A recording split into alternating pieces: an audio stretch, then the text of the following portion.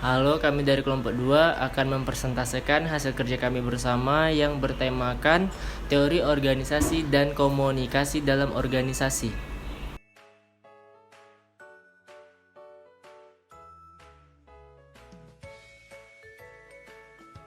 Teori organisasi. Menurut Dr. Andes I. G. Wursanto, teori organisasi juga merupakan suatu konsepsi, pandangan, tinjauan, ajaran, pendapat, atau pendekatan tentang pemecahan masalah organisasi sehingga dapat lebih berhasil dan dapat mencapai sasaran yang ditetapkan. Macam-macam teori organisasi. 1. Teori organisasi klasik. Teori organisasi klasik muncul sebagai akibat dari usaha yang ditempuh untuk meningkatkan efisiensi dan efektivitas organisasi dengan menentukan prinsip-prinsip yang dapat dipergunakan sebagai pedoman bagi para manajer dalam melaksanakan tugas. 2. Teori birokrasi. Teori organisasi birokrasi menyatakan bahwa untuk mencapai tujuan, organisasi harus menjalankan strategi sebagai berikut. Pertama, pembagian dan penugasan pekerjaan secara khusus sehingga para pemegang pekerjaan dapat menjadi ahli dalam pekerjaan masing-masing. Kedua, setiap anggota hanya bertanggung jawab secara langsung kepada seorang atasan. Wewenang dilimpahkan melalui saluran hierarki sehingga mencapai sesuatu rantai komando. Ketiga, promosi didasarkan pada masa kerja dan prestasi kerja, dan dilindungi dari pemberhentian sewenang-wenang. Dengan demikian, jabatan dalam organisasi merupakan karir seumur hidup, sehingga akan menciptakan loyalitas yang tinggi pada para anggota. Keempat, setiap pekerjaan dilakukan dengan tidak memandang bulu, tidak membeda-bedakan status sosial, dan tidak pilih kasih. Setiap orang mendapat pelayanan menurut aturan, prosedur dijalankan secara konsekuen dan formal. Kelima, tiap-tiap tugas dan pekerjaan dalam organisasi dilaksanakan menurut suatu sistem tertentu berdasarkan pada tata peraturan yang abstrak. Berdasarkan aturan tersebut, akan diperoleh keseragaman atau uniformitas dan koordinasi dari setiap tugas dan pekerjaan yang berbeda-beda. 3. Teori organisasi human relation. Teori ini beranggapan bahwa organisasi dapat diurus dengan baik dan dapat mencapai sasaran yang ditetapkan apabila di dalam organisasi tersebut terdapat hubungan antar pribadi dan serasi. Teori organisasi ini mengakui pentingnya hubungan antar pribadi yang harmonis ialah hubungan yang didasarkan atas kerukunan, kekeluargaan, hormat-menghormati, dan saling menghargai. 4. Teori organisasi perilaku.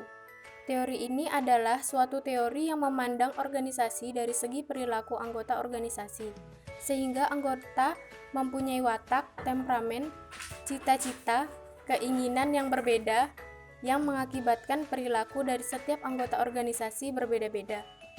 5. Teori organisasi proses. Teori ini adalah suatu teori yang memandang organisasi sebagai proses kerja sama antara sekelompok orang yang bergantung dalam sesuatu kelompok formal. 6. Teori organisasi kepemimpinan. Teori ini beranggapan bahwa berhasil tidaknya organisasi mencapai tujuan tergantung dari sampai seberapa jauh seorang pemimpin mampu mempengaruhi para bawahan sehingga mereka mau bekerja dengan semangat yang tinggi dan tujuan organisasi dapat dicapai secara efisien dan efektif. 7. Teori organisasi fungsi. Sekelompok kegiatan yang telah menjadi fungsi dari seorang pemimpin atau manajer terdiri dari kegiatan menyusun perencanaan, pengorganisasian, memberikan motivasi atau pemberian bimbingan, pengawasan, dan pengambilan keputusan. 8. Teori pengambilan keputusan. Teori ini berlandaskan kepada suatu pemikiran bahwa berhasil tidaknya organisasi mencapai tujuan yang telah ditentukan tergantung dari berbagai keputusan yang dibuat oleh para pejabat di setiap tingkatan, baik keputusan di tingkat puncak, keputusan di tingkat menengah, maupun keputusan di tingkat bawah. 9. Teori kontingensi. Teori ini berlandaskan pada suatu pemikiran bahwa pengelolaan organisasi dapat berjalan dengan baik dan lancar apabila pemimpin organisasi mampu memperhatikan dan memecahkan situasi tertentu yang sedang dihadapi. Komunikasi dalam organisasi.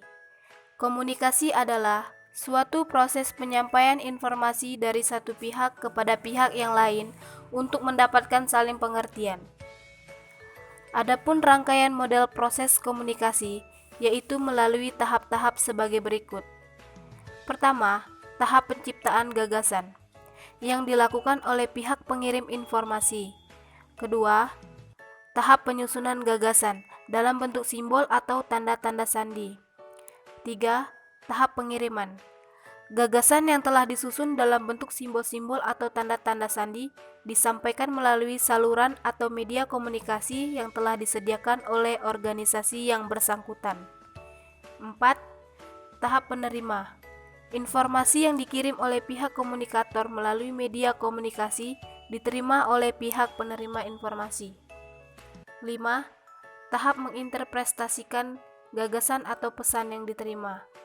Dalam tahap ini, gagasan-gagasan atau pesan yang diterima diinterpretasikan atau diartikan. Keenam, tahap pemberian tanggapan. Tahapan ini merupakan tahapan terakhir. Setelah pihak penerima berita melakukan interpretasi terhadap informasi yang diterima.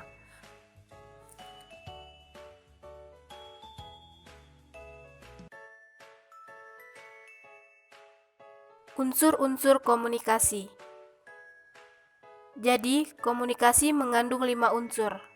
Yang pertama, unsur komunikator, yaitu memberi berita yang dalam hal ini adalah orang yang berbicara, pengirim berita atau orang yang diberitakan. 2. Menyampaikan berita.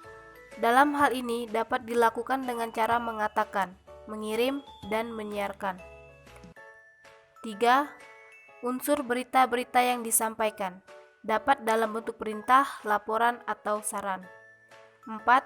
Komunikan, yaitu orang yang dituju pihak penjawab atau para pengunjung. Dengan kata lain, orang yang menerima berita. 5. Tanggapan atau reaksi dalam bentuk jawaban atau reaksi. Pentingnya komunikasi dalam organisasi. Komunikasi dalam organisasi pada dasarnya merupakan suatu kegiatan internal di dalam organisasi. Akan tetapi, perlu diketahui bahwa dalam praktek, kegiatan komunikasi dalam organisasi itu dapat melampaui batas-batas organisasi itu sendiri.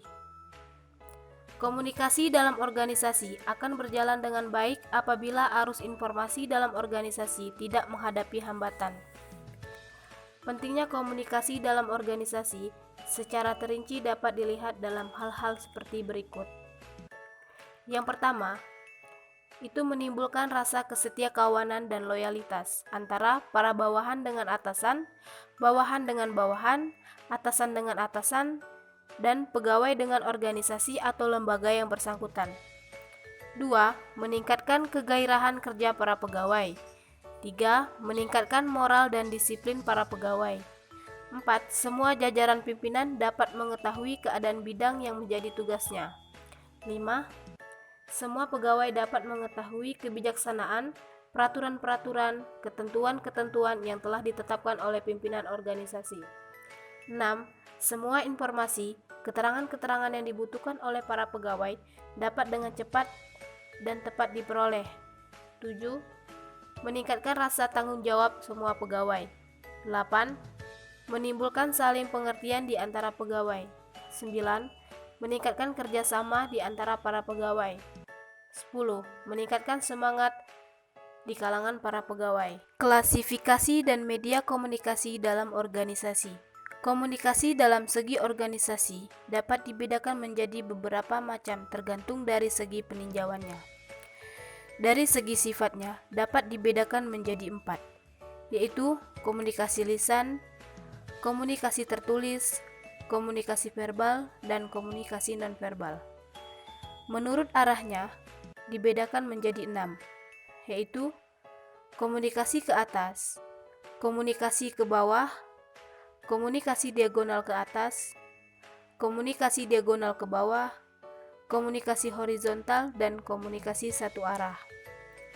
menurut lawannya dapat dibedakan menjadi 4. Komunikasi satu lawan satu, komunikasi satu lawan banyak atau kelompok, banyak lawan satu, dan kelompok lawan kelompok. Menurut keresmiannya dapat dibedakan menjadi 2, yaitu komunikasi formal dan komunikasi informal.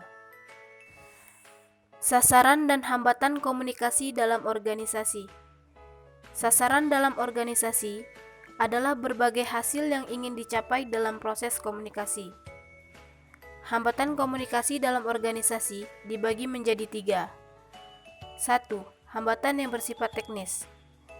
Hambatan yang bersifat teknis ini disebabkan oleh berbagai faktor, yaitu kurangnya sarana dan prasarana, penguasaan teknik dan metode berkomunikasi yang tidak sesuai, dan kondisi fisik yang tidak memungkinkan.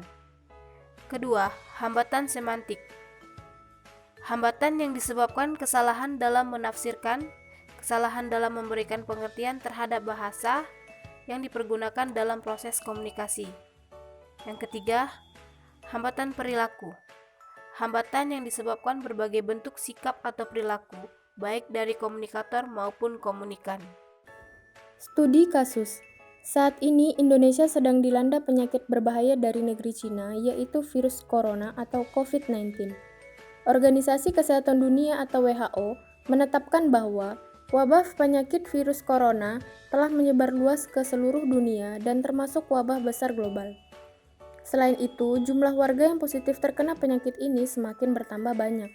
Karena itu, Dinas Pemerintahan Pusat memberi informasi dari suatu badan atau dinas terkait pencegahan virus corona kepada seluruh rakyat Indonesia untuk menghindari tempat-tempat keramaian dan proses belajar mengajar untuk sementara waktu dipusatkan di rumah dengan sistem belajar online dengan memanfaatkan teknologi berbasis digital society. Dalam studi kasus tersebut diketahui bahwa teori yang digunakan adalah teori human relation yang merupakan hubungan antar manusia dan kemanusiaan. Dan studi kasus tersebut menggunakan jenis komunikasi secara langsung dan komunikasi secara tidak langsung, karena informasi yang diberikan tidak hanya melalui surat resmi tetapi juga melalui pidato langsung dari Presiden Republik Indonesia, Bapak Joko Widodo. Kesimpulan, bahwa organisasi memiliki arti penting dalam masyarakat karena organisasi dapat membantu dan mengajak masyarakat untuk lebih aktif dalam lingkungan dan kehidupannya. Organisasi bisa sebagai pendukung proses sosialisasi yang berjalan di sebuah lingkungan bermasyarakat. Yang paling utama, organisasi merupakan tempat atau ada aspirasi dari sekelompok individu yang berbeda-beda tanpa adanya kesulitan untuk melakukan suatu kerjasama. Dengan mengikuti organisasi, masyarakat juga akan memiliki kemampuan dibandingkan dengan mereka yang tidak pernah ikut organisasi. Semua masalah yang timbul dalam organisasi akan segera dapat diatasi apabila komunikasi yang berlangsung dalam organisasi dapat berjalan dengan baik. Komunikasi dalam organisasi akan berjalan dengan baik apabila arus informasi dalam organisasi tidak menghadapi hambatan. Sekian persentase dari kami. Bila ada kata yang salah terucapkan, tolong dimaafkan. Wabillahi taufiq walhidayah. Wassalamualaikum warahmatullahi wabarakatuh.